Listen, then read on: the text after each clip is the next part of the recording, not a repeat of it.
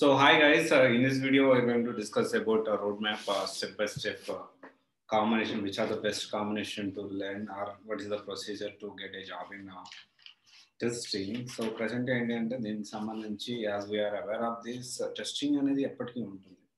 But the thing is, opportunities are there but limited, and at the same time competition is heavy. But if you plan very manually, wisely, so definitely we can get the job in testing.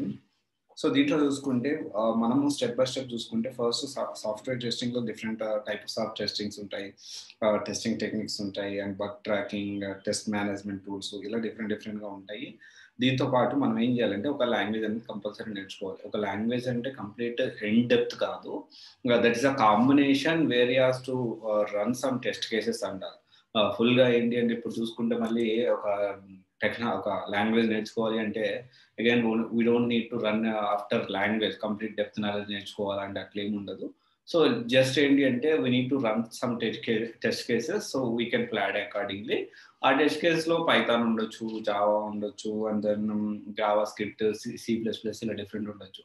ఏంటి అంటే వీటిలో ఏంటి అంటే Java అనేది Java plus దాని తర్వాత web ఆటోమేషన్లో Cucumber ఉంది, ఎక్స్ప్రెస్ ఉంది, అండ్ మ్యావెన్ ఉంది, గిట్ హబ్, సెలీనియం, ఇలా డిఫరెంట్ ఉన్నాయి.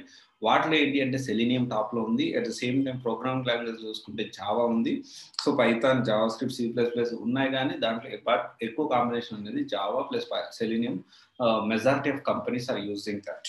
అండ్ తర్వాత చూసుకుంటే ఏపీఐ మేనేజ్మెంట్ ఒకటి చూసుకోవాలి. ఏపీఐ మేనేజ్మెంట్ కూడా మనం నేర్చుకోవాల్సి ఉంటుంది. దాంట్లో డిఫరెంట్ ఉన్నాయి. మళ్ళీ తర్వాత రెస్ట్ ఏపీఐ ఒకటి చూసుకోవాల్సి ఉంటుంది. రెస్ట్ ఏపీఐ కూడా బాగానే ఉంటుంది.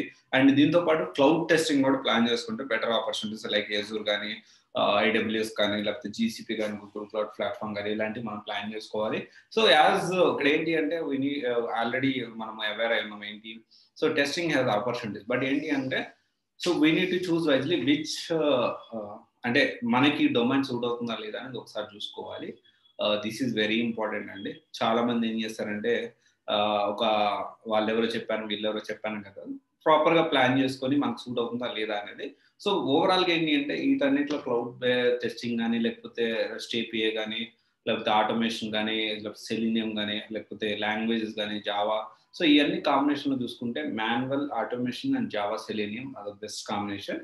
అండ్ రెస్ట్ ఏపీఐ ఇప్పుడు ఎస్జిఈటి కూడా రోల్ కూడా బాగానే ఉంది, అది కూడా ప్లాన్ చేసుకోవచ్చు. Quality analyst is also good. Quality analyst testing అని అదొకటి ఉంటుంది.